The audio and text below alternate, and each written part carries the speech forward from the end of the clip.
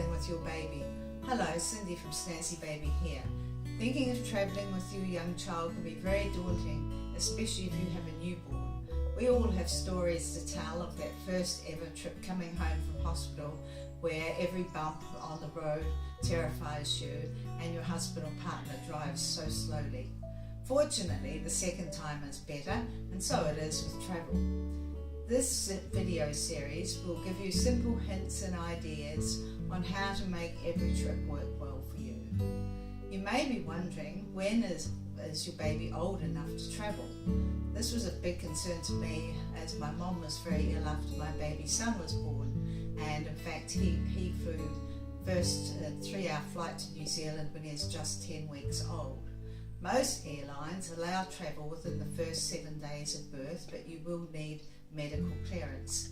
However, after 7 days, no medical clearance is required. Young babies usually make good travellers as they feel cuddled and secure and are feeding regularly. The movement and activity also helps them settle. The difficulty is parents and their anxious mindset, which is understandable, but it's because we think that travelling will be challenging. Enjoyable travel is possible with just a little planning.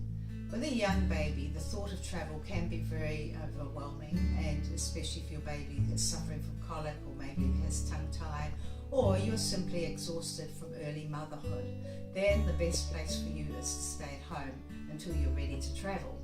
But of course, if there's a family emergency, you will need to go, and it is a good idea to check out what kind of procedures are required if you do happen to require a passport for your baby, if you have to have overseas travel. You will feel less anxious if you have more information on board, and hopefully you don't need to use it. It's a good idea at this stage too to start thinking about making lists of the kind of things that you may need to take when you travel, and I hope this helps you start to prepare for travelling with your baby.